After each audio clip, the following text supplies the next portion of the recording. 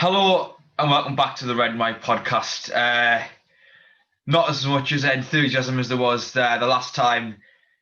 Joining myself today, unfortunately, we couldn't get Jazzy back on, but we managed to get Macam Tweet, aka Paul, aka the man who runs Fans React, who's helped me out quite a lot starting off being on this channel a few times. Paul, thanks a lot for coming on.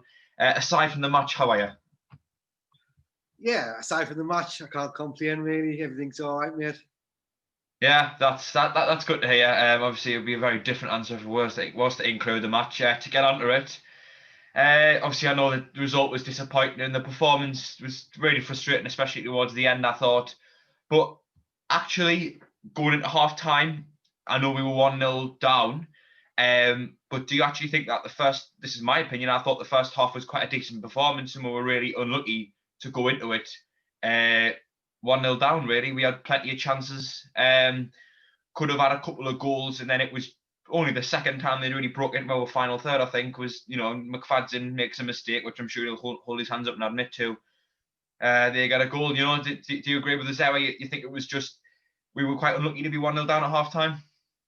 Yeah, pretty much. I think when we first heard about 8 first team players missing from us, we were thinking, Christ, well, who's going to be? But on paper, the team wasn't too bad, I thought.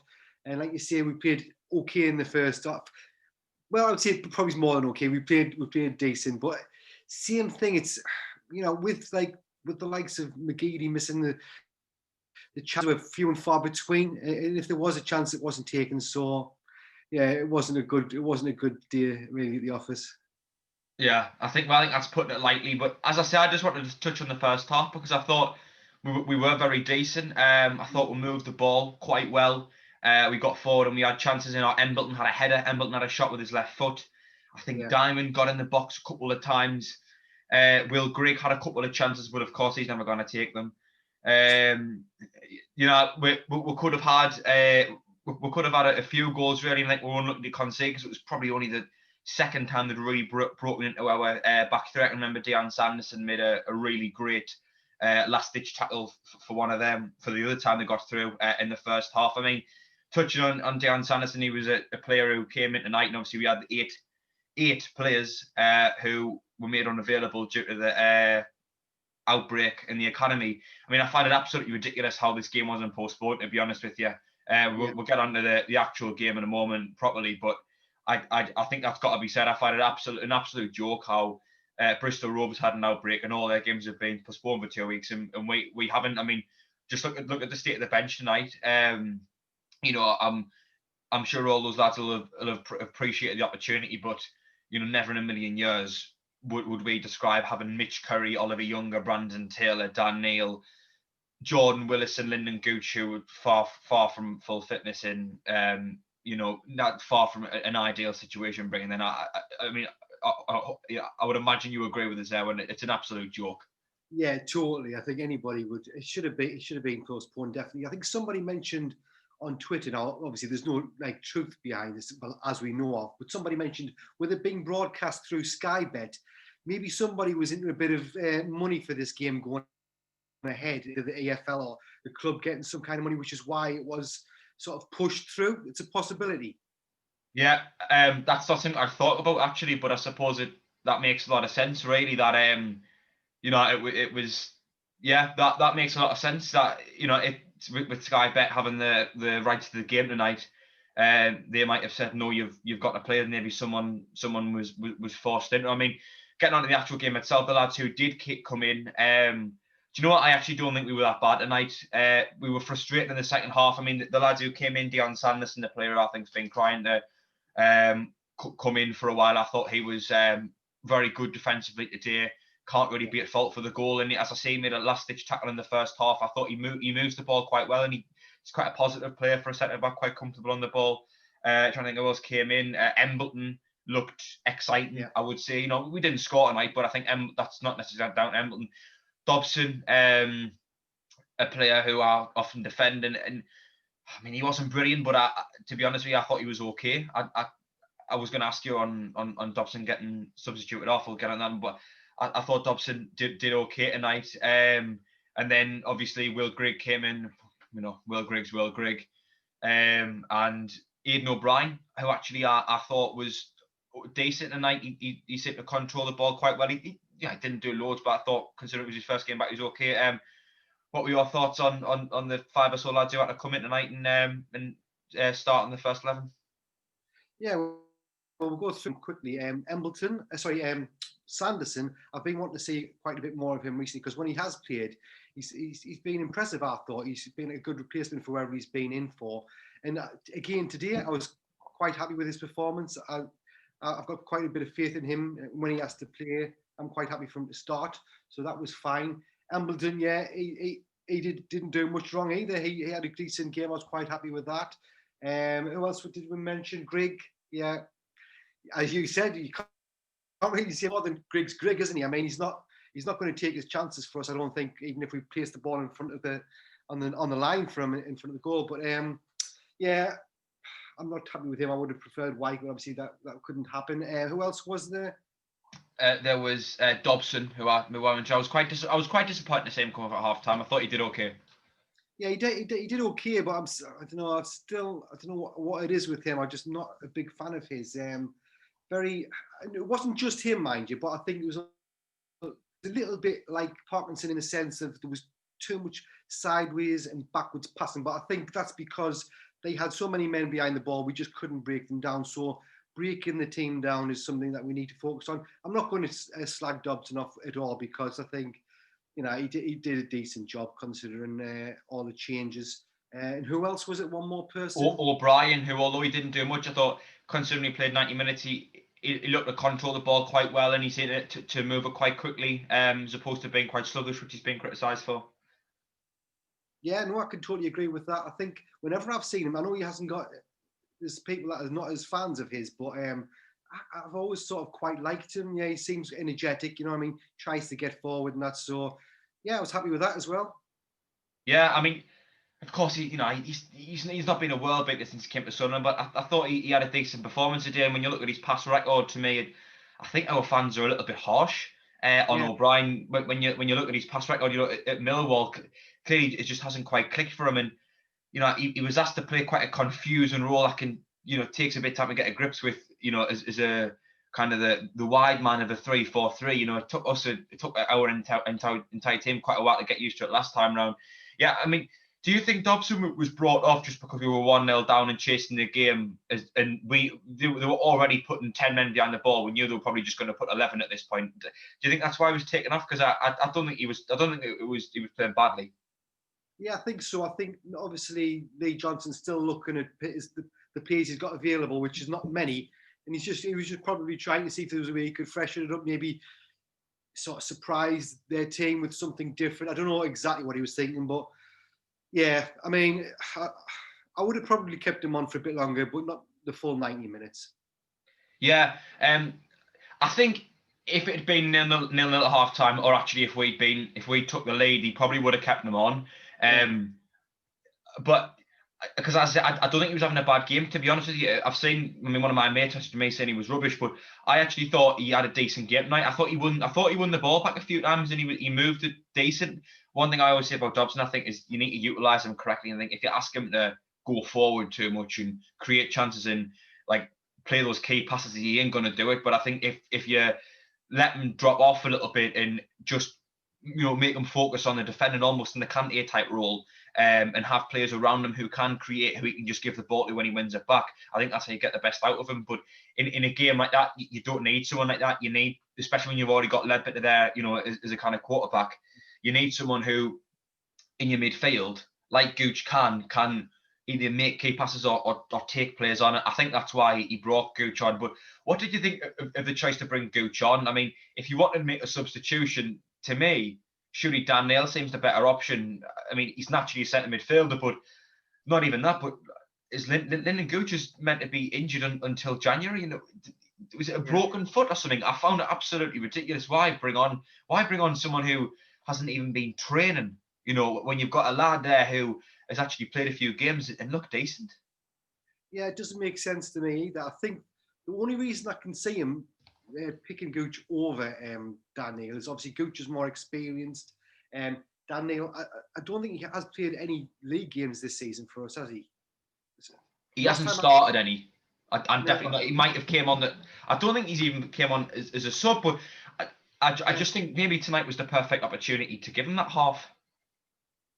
Yeah, I think maybe because he's put so many like inexperienced players in already, he's probably thought stick with a bit more experience. I mean, I'm not trying to justify it. I'm just trying to think maybe what he could have been thinking of.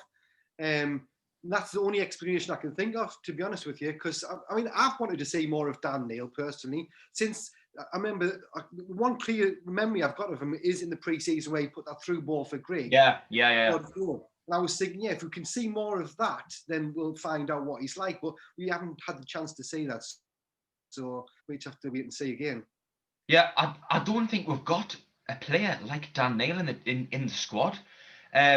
I liken him a little bit to Max Power, where I think he's got a bit more energy than Power. But obviously, one thing I've backtracked on a little bit recently has been my opinion of Power, where I think, and I don't want to go into depth because I've said it a few times, but I think under Parkinson, he's been restricted and his role was to just recycle possession. But now that he's been given a bit more freedom, the last couple of games we've seen a bit more out of him. And hopefully, with time and with more freedom, and more coaching under the system, we will see the best of him.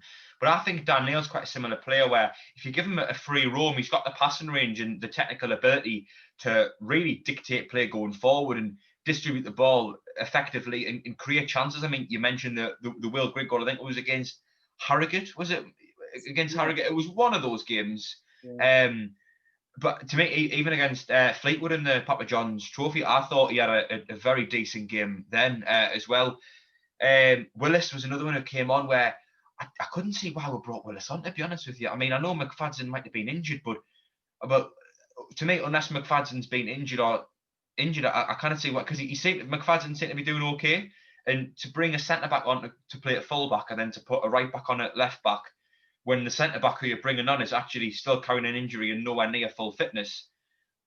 Again, it's like with the Gooch one, I didn't see why. Like, did you see anything wrong with McFadden and limping or anything?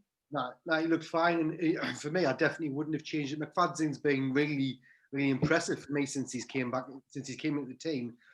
So I wouldn't have changed him unless I was absolutely had to. I know I'm trying to make excuses again, but like Lee Johnson, obviously he doesn't know who the best players are yet, and I think he might have used this as a bit of an experiment. It's a bit risky using an experiment when we desperately need 3 points, but I think he's had so many players out, and he's thought, right, let's just see who can do what. Maybe watch a few players a bit more rather than just seeing them in training. That's the only reason I can think of why these certain players like Willis was coming on from McFadden and Gooch for. Gooch for who was he? You make me forget now. It was that slipped my mind. I can't even remember, but yeah, that person anyway. Yeah. So yeah, I think, like I say, I'm not trying Dobson. to get but yes, Dobson, of course. We just talked. My best mate. I don't know how I forgot.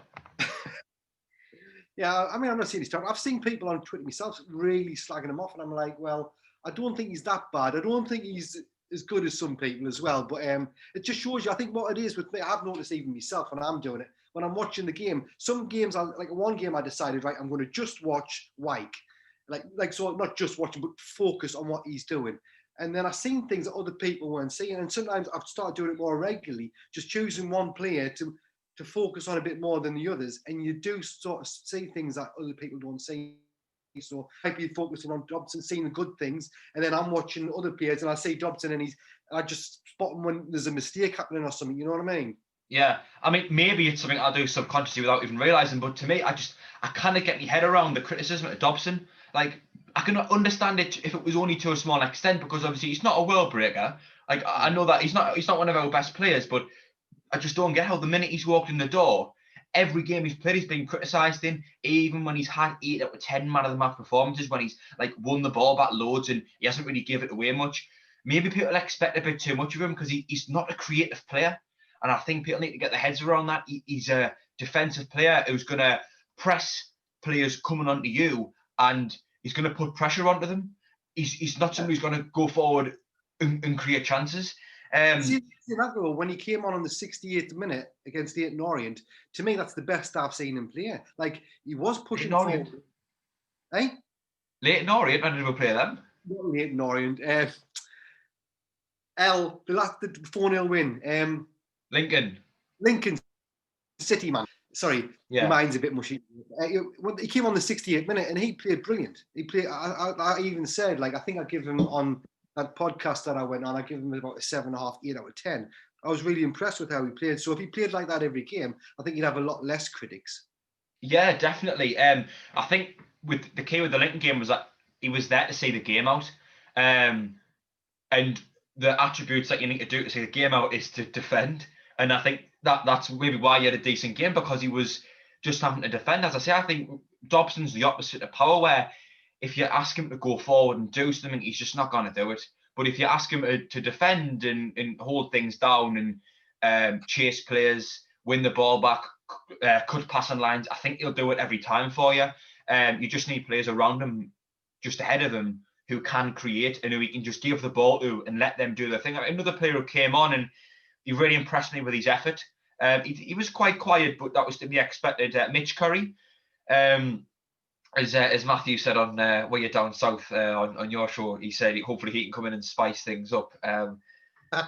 So that's a dad joke, isn't it? It was a proper dad joke, yeah. I mean, as I say, he really impressed me with his effort tonight, but he was a bit quiet. I mean, is there anything of note that came to mind? No, I think he did look like it was nice to have some fresh legs on. And he did look like he hadn't played much, like he's a little bit out of place, but you can't really knock his effort and trying to make things happen. So yeah, I think somebody like him is bound to find it a little bit daunting.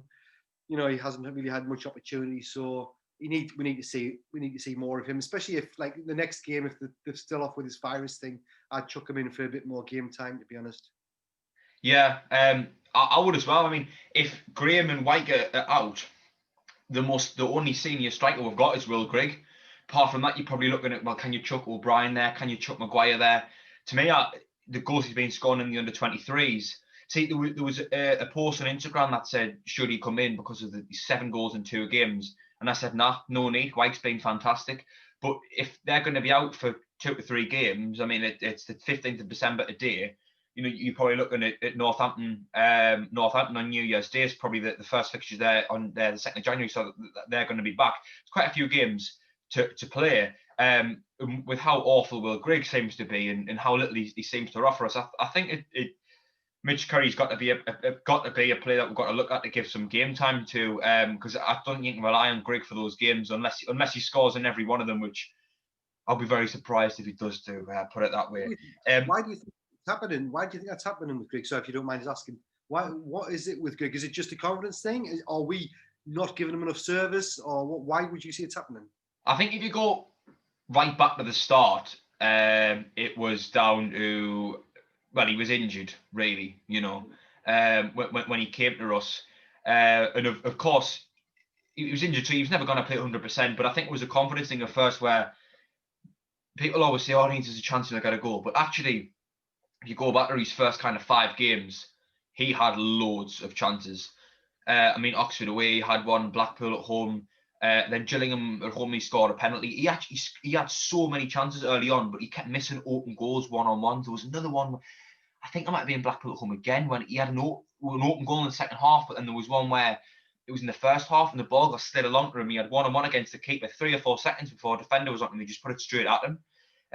So I think it was a confidence thing initially, and he was never going to be 100% anyway. If you're going to then take that out of it now, I think the confidence thing's maybe still there. I also think he's got a bad attitude. I noticed actually, you know, Sunderland upload the behind the scenes videos of the players walking in and out of, and not that I watched them, like, but someone retweeted however and said, like, oh, go to skip to like 3 minutes 20 seconds or whenever it was, and there was actually a point where you could overhear Grigg saying, I wish I wasn't here. And I've made an effort to watch them now, and it seems to me, and I've noticed it a couple of times when, even when they're just walking out to warm up, his body language is all wrong. He's got his hands in his pockets, he's hunched in, and he's just kind of moping around, and that's exactly how he is when he comes on. So I think it's an attitude problem for me, and I genuinely don't think he wants to put the effort in and wants to give it every last effort to get there. I think that's That's why I think Grig's not been amazing. I think he wants the ball to fall to him in the box in front of put in the back of the net. I don't think he wants to do anything else for it. I think as soon as you ask him to put that extra 10% in, he's just not willing to. I just don't think he's that type of character, to be honest. Yeah, fair enough, mate. No, just to answer your question, I mean, one thing I do want to say is, to give a bit more praise to Lee Johnson. I'm sure we'll watch the press conference at some point tonight or tomorrow when it comes out, and I'm sure he'll impress it again, as he has always done with his press conferences. But another thing, obviously talking about these subs, but at least he was proactive. As much as we maybe didn't agree with the decision to bring Gooch on for Dobson, or as much as we thought Neil would have been a better fit, or any of the substitutions that we've questioned tonight, at the very least, he saw problems and he did something about them. Yeah. I've seen, even like, for example, Michael Bowes many times saying he hates how much Parkinson is more reactive rather than proactive, and I think with Lee Johnson, it is the opposite. He sees what's wrong and he tries to change it. Even like you say, if we don't totally agree with the change, he's doing something about it. And I think Parkinson especially, he would leave it too late to do a change, even if he did one at all. And sometimes, even if we disagree with the substitution, just bringing on fresh legs can make all the difference. So yeah, I totally agree with that. I'm quite happy with Lee Johnson and the way he's approaching the game with the substitutions, at least. Yeah, as I say, I just think at the very least, you see it, Michael Bowes, you always used to go on about Parkinson not being proactive, but here he was tonight. We can criticise his substitutions, but at the very least, he actually did something. He saw problems and thought, let's go about to solve them. And it hasn't came off tonight, but at the very least we've tried it, and I'm sure even through that process he'll have learned things about the players, about the team, about players' mentalities, about abilities, about tactics that he might not have done if he just kept it the same, which is something that Parkinson would have kept it the same tonight. He wouldn't have brought Dodds off at half time, which, although it wasn't a decision I agree with, I can see the logic behind. He probably wouldn't have made all the other subs. Well, he would have maybe made one sub about the 88th minute or something like that. Yeah. I mean, I was going to ask you who your man of the match was a little bit later, but for me, one player who really stood out, again, especially in the first half, was Jack Diamond. Again, he said, do you think he had a good game tonight? I mean, to me, he seems to offer us something a bit different going forward, just that raw initiative and tenacity. Definitely. He should start, as long as he's fit, he should start every game for me. He just gives us something that we haven't had for quite a while, and I think you can see the players like are scared of him. When he's running towards them, he's scared of the backing off. I think he's young. He's got pace. He's got things that we've been crying out for in the team. God knows he wasn't played under Parkinson. Only Parkinson knows what he was thinking of there. So yeah, for me, he's been one of our best players, especially since Lee Johnson's come in. Yeah, definitely. Like, to me, when he gets the ball, he just goes for it, and we don't have anyone. Maybe Gooch is the only player who really offer us that. But I think with Diamond, he's unpredictable. There's not much to scout him on. Coaches aren't really going to know what to expect with him, and I think that's something that can add real value, especially in the third division when, there are a lot of players who we can't really scout because a lot of them are, unproven, unknown. But we know how good he is. They don't know what to expect, but we know what to expect. I think it's the way he takes players on and commits players, and he just goes into the box. He doesn't think about it or wait about it or hesitate. He just goes into the box and commits to it. And I think that he's the only real player we've got who can do that.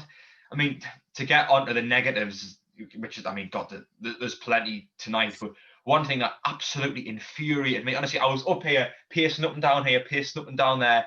I was like Andre Villas-Boas on the touchline, just up and down and around. And it was we seem to have a real slow intensity towards the end of the game. I don't know if you noticed, but I think I counted 35 seconds, the last 35 seconds of the game. We had the ball out in the right back position, and the furthest we got forward was about 5 yards. It just infuriates us when there's seconds left or minutes left, and the centre backs are passing it between each other. I'll never understand it. You've got seconds left. If you have to punt it long, that's what you've got to do. But sometimes I think it's the midfield not showing for it, but it infuriates us when that happens. I mean, do you think maybe the midfield needs to take a bit more responsibility? Because this seems to be a reoccurring theme for me. Definitely. It happened far too much in the Parkins. And I was sitting here watching. I know exactly the moment you're talking about. So I was sitting here, sort of, my girlfriend was sitting next to us, and I was swearing at I was watching through Sky Bet because it was free. It's only a little screen actually, but I was sort of swearing at the screen, saying, "What are you doing, man? We haven't got any time left. Get it in the box." And for me, it's so frustrating. Like you see, it's so frustrating because even just like hoofing it up, even we don't like hoof football, but when you've got 35 seconds to go, you hoof it up and everybody just tries to run in the box. I've seen goalkeepers running up before. You do whatever it takes to try and get the ball in the back of the net, and we were just passing it backwards, which should never happen. So for me, the midfield, yeah, I know Nedved is a bit of a defensive sort of midfielder as well, and again, I wasn't too impressed with him at times. He let the ball go. He's let the ball go a bit loose a few times recently in games, so he's sort of gone down in my estimations recently. But yeah, they need to take up a bit more responsibility for that. That's all I can say really on them too. Yeah, I mean, it's a question of, is it the defenders slowing things down and not committing, or is it the midfield aren't dropping in and creating the angles? Because especially when your midfielders drop in, not only are they available there for the ball, but you're going to get opposition players following them. That's going to leave gaps for the forwards to move into that gap, or just to receive the ball. I mean, God, if you take Ledbetter and the defence out of the equation, I mean, every player on that pitch was attacking. I think there came a point when we literally had the four defenders, Ledbetter, and then Embleton, Gooch, O'Brien, Curry, and whoever was on the and Diamond, sorry, who have just been mentioned. Like, we had so many attacking players, you can't expect them to drop so deep. So I think maybe it is the midfield need to just drop that bit deeper, come right towards the defence to pick it up, and then they can get it out. But it infuriated us when Sanderson and Wright were just knocking it between each other. And it was the last 35 seconds in particular, but it was probably from about the 85th minute onwards where, fair enough, you don't have to hoof it at that point, but at least be quicker about it. And sometimes you've just got to take a risk. Yeah, definitely. It's I mean, it's a bit of a defeat, really. I mean, I know we got a point, but it feels like a defeat. We should have been getting 3 points there, and sort of mid-table team. And if we'd had a full squad out, I'm sure we would have won that game. But yeah, they need to have a bit more urgency. Last 5 minutes, getting a point again, that's not good enough, really. Especially the stage of the season, we need to be getting 3 points. So hopefully that's something that Johnson will address for future games. Yeah, it was so prevalent from the Parkinson, but I think that's because we're one-dimensional, and Parkinson didn't want us doing anything other than what tactic plan A was. And if tactic plan A wasn't there, then what the contingency that was to play back to the defence and try again. At least now under Lee Johnson, we know we're not as one-dimensional. I would have expected that to change, so that actually we weren't just going to play it up the wing. Oh, there's no option there, turn around, pass it back to the defence. I would have expected us to go, oh, well, actually, there's no option up the wing. Well, let's screw going back to the defence and trying it again. Let's just go through the middle. Let's do something different. And hopefully that is something that Lee Johnson can instill in them, because it drives me insane. Above it costing us points, it drives me up the wall. Yeah, definitely. And also, I mean, like going through the middle, like you said, that would be a much better option when the likes of Wyke isn't playing. I think having short crosses in for Wyke's fine, but when it's Grigg, we've seen that goal with what we mentioned with Dan Neil was right through the middle. That's the sort of service he needs, and it's what we should have been playing today. Obviously, you can't really blame Lee Johnson fully for not knowing that, but yeah, hopefully he's learned something from today, and it'll not happen again. Yeah, I mean, where do you think the game? I was going to say it was lost tonight, but we got a point. But like, what do you think it was that like restricted us from getting all three? If you look at the entire minutes, the entire 90 minutes as a whole. For me, it's just the final third. Either the last ball in, or the, like I just mentioned there, not playing the right, getting crosses into Will Grigg's not going to do anything, is it? I mean, we all know that. I'm sure even Johnson knows that. So I don't know. It's the final third. There's nothing in particular. I can't pinpoint one player that was like spoiled it all for us. It's just, I think it's just Lee Johnson needing to figure out what's the best way to play with the players that's available, with especially losing so many players. I really can't fault it, to be honest with you. Even though it feels like a defeat, they had so many men behind the ball for most of the game. We're struggling to break them down, and that's part of it. When you're going like against 11 men behind the ball, it's difficult even for the likes of Man United, Chelsea, them yeah. sort of players. You know what I mean? So I think we have to try and find the positive of at least getting a point, even though it is not what we really needed. We just have to sort of take this one on the chin, and hopefully by the next game, either he changes something tight or we get a couple of players back somehow. I don't know. That's all we can really hope for. I mean, I think it's about game management yourself, where you've got to cope when teams put 11 men behind the ball and maybe you get a little bit unlucky with giving a penalty away. You've got to have the game management to go about that, and maybe that's why Dobson got brought off, for example. But again, I think tactically going forward, we were inept. You said that maybe it wasn't down to one player, and I agree with that. I think it was maybe down to the tactic overall of, as I say, going forward. We were inadequate going forward. Like we didn't create the chances necessary to win the game, and that comes from us looking to play it into the box when you've got Will Grigg there, when actually from wide positions, when actually we would have been beneficial to play through the middle. And if teams are going to put 11 men behind the ball, you've got to match that. You've got to do something different. And whether that's you do something crazy, like, I don't know, you have overlapping centre-backs, or, you know, or you bring on a player who no one's ever heard of in Mitch Curry, you know, you've got to do something differently. You play at different strengths to cope with them essentially trying to, you know, cope with your strengths. You know, you've got to do something different, in my opinion. And I don't think that's what we did. I mean, tonight, there were some decent performances in there. One player in particular I want to ask you on, a player I've not been too keen on recently, but I think a lot of people are giving him praise, is Conor McLaughlin. How did you assess his performance tonight, and how have you thought of him overall the last few games since he's been playing as a right back in a back four under Johnson? Yeah, he's definitely a Marmite player at the moment, I've noticed, because the last podcast was on the good ones, that he's the same as you. He's not a massive fan of Conor McLaughlin, doesn't see really what he does. But I'm of the opposite side. I do quite like him. I think he doesn't give the ball away very often, and he does try to sort of get up there. He doesn't sit back too often. I think that's what we need. Obviously, he can be a little bit shaky at times. I understand that, but, you know, I am quite happy with him. I think in the last game, I give him about a 7 out of 10. So, yeah, for me, I think we could do worse, but we could do better, yeah. Yeah. I mean, to me, he's like a meh player. Like, I'm indifferent towards him. But my main criticism recently has been that he slowed down the attack. And when we went forward, often he's found himself with the ball and just everything just slows right down. You know, any intensity we had just stops because he gets the ball and he's just sluggish with it. And it's not maybe his fault, because maybe he shouldn't be going for it. But actually, I thought he was a bit different tonight. I didn't say that. I'd see him, you know, slowing of the intensity down. I actually think he coped quite well with going forward, and he looked as if he belonged to be there. So, you know, as I say, I'm quite indifferent towards him today.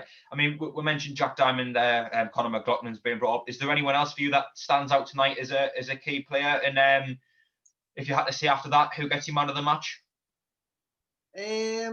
Well, trying to think. Obviously, Bailey Wright, I think he had a decent game. He's been a bit as always. Well, there's been a few games where he's sort of made a little mistake. It's just, I think, in the last few games. But as a defender, you're right. He's generally. I think my attitude is just like, he's been almost perfect since he came in. He's made a few mistakes recently, but that's going to happen. You've got to let him off. You know, he's probably in terms of quality, he is probably our best player. So I'm fine to just like overlook them. Do you know what I mean? As long as they don't continue to happen. Yeah, and that's fair enough. That's fair enough. I'm not going to knock him too much. I was just starting to think a little bit. Oh, you know, why is this happening? But yeah, today he had a solid performance again. He's shown what he's all about.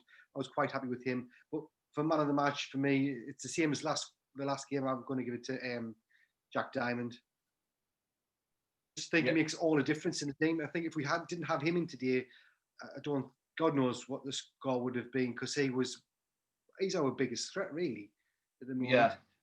Yeah. Are there any other players that stand out for you tonight? I mean, as I said, I think Diamond was superb tonight. I thought Conor McLaughlin stepped it up. I think Bailey Wright was decent as well.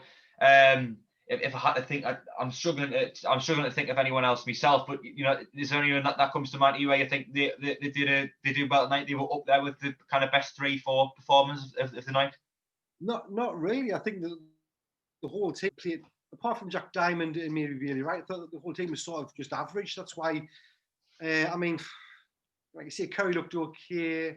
There was nobody really special, like, for me, apart from like Jack Diamond and Bailey Wright. They're the two players that I would say had a really good game, but the rest of them, nothing special. Yeah, I mean, going into our next game, Shrewsbury, obviously, I'll have the preview in here, but like going into that game, is there anything you change from tonight if the same 8 players are out and if the game goes ahead? Is there anyone who you is there anything that you alter? Yeah, I think the only thing we could really do, you're sort of limited with options. I think the only thing we could do is maybe change the tactics a bit with playing through the middle, like you say. Give Neil. I would start Neil, to be honest with you. If it's the same squad of players, I would start Neil. Yeah, it's a tough question, actually. I don't know. I might start him ahead of who have we got next again? Shrewsbury. Yeah, you can't really drop lead for that one. It's a tough one, actually. I didn't think of who to. I would like to see him in. I don't know. I maybe bring him on for 45 minutes, depending on the scoreline. But definitely tactically change it. There's no good going down the wings and chucking in long crosses for Will Grigg, like we said earlier. Who else was on the bench tonight? I can't even remember who was. I mean, it was a makeshift bench. We had obviously I think Patterson was the keeper because Matthews was part of the players who had the outbreak. Matthews, and it was Willis and Gooch, the 2 senior players who carrying injuries. Dan Nail, who didn't come on. Mitch Curry, Oliver Younger, and Brandon Taylor. Yeah, so for me, to be honest with you, I wouldn't really change the team any different. I'd stick with the same team, apart from give Dan Nail a bit more game time. Well, give him game time and play tactically different. That's the only thing you can really do with what he's got available. Yeah, I think if we go through the middle, we've also got the potential of utilising Embleton, who every time he plays to me, and I'm not going to compare him on the same level, but he seems to remind me a bit of Kevin De Bruyne, where both footed, and he seems to just roam around quite a lot and find nice little pockets of space and make nice balls in. And he seems, doesn't matter where he is, he can find a nice area in the box, and that's what Will Grigg's going to thrive on. As much as I'm Will Grigg's biggest critic, I would probably start him going into Shrewsbury and with looking to get Mitch Curry involved. Maybe change it up and bring O'Brien into the centre. Would you keep Will Grigg up front for Saturday, or would you change it? Mitch Curry's there, O'Brien can be brought into the centre. Yeah, it's a difficult one. It's another must-win game. I think it's hard to find a reason to keep Grigg, to be honest with you, isn't it? It's very hard to find a reason to keep him in there. So yeah, if he did start Curry or even O'Brien up front like that, I wouldn't complain. Grigg's always there on the bench if he's needed, if it's going really bad. But like you see, you're going to bring him on. What difference is it going to make? If there's no service through the middle, then I don't think we're going to score no matter who's up there. Because I don't think the likes of Curry or O'Brien would score much either. From maybe O'Brien a little better. But yeah, we need to go through the middle, and that's the biggest thing. We've mentioned it a few times. Like tactically, it just wasn't working today.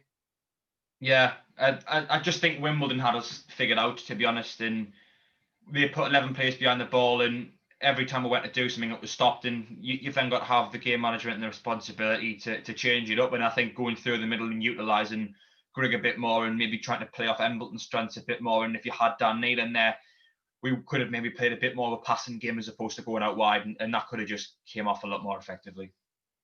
Yeah, definitely. Passing, the way we played against Lincoln City was much better. The passing, close, like there was always an option. There was always somebody there. You could see them moving into the spaces. Yeah. I think against Lincoln, it's quite a different game because they were chasing the game from quite early on, and that's why there was so many gaps where Wimbledon were never ever going to let us have that opportunity to exploit a gap. Whereas Lincoln they had to just force themselves into doing that. If we get in a goal first, then obviously they might have had to come and do that. They would have had to come towards us to try and get something out of the game. Then it might have went our way a bit better. But yeah, I think once once they're winning, once they've got the goal, it's sort of very difficult to sort of get any sort of behind them. Do you know what I mean? There's just too many of them there. So yeah, very difficult, frustrating game to watch. Very frustrating. Yeah, I mean, like anyone could understand it. Really, it's not a really deep tactical problem of there's just too many players there to break through. It just the numbers, it's something that it's a pretty simple thing, but to be honest, it's quite effective as well. Paul, the last question, and I'll give mine on the preview show. Prediction going into Shrewsbury. It's going to be a very tough game. I haven't even checked where they're sitting in the league at the minute, but I know they're doing quite well, I think. Neither, but I think they're okay, yeah. Yeah. I never ever, I've said this loads of times, you might have, I never ever predict a draw or a defeat in this league. So I'm going to go for, there's not going to be many goals. I'm going to go for a 1-0 win to Sunderland. I'm going to save mine for the preview. Paul, thanks for coming on. Been a great chat about the game. I'll leave the link to Fans React in the description. Do you want to just give a brief little 30-second minute mention about what it is you do over there for anyone on here who by some chance hasn't heard of you? Yeah, well, as Jack's mentioned before and put a slogan out there, it's a channel for the fans, by the fans. If you want to give a reaction to the game, you've watched the game, we've had a good result, or you're just seriously angry, I was trying not to swear there, and you want to give a reaction, vent your anger, you can send me a little clip and I'll put it in a little compilation of the fans talking about what they felt the game was like. There's all sorts of little bits on there. You can just come over. There's Matthew Lee, does a little preview show, giving player ratings and things like that. So yeah, I was on there earlier actually with him and Dan. I was the first guest. He's excellent. He's a really nice lad, and I like the way he talks about football. It's like yourself. He knows what he's talking about. So yeah, I'm lucky to have him on the channel. Yeah, he's a great lad. Yeah, as I say, thanks to Paul thanks for coming on, Paul. Get me words all over the place there. Thanks to everyone for watching as well. Go subscribe to Fans React, as I say. That'll be in the description. Make sure to like the video if you have enjoyed it as well. Sharing always helps. If you can retweet my stuff or share it on Instagram, that really does help the channel grow. Make sure to subscribe if you have enjoyed it as well. Trying to hit 150 by the end of the year. Thanks for watching again, and I'll see you later.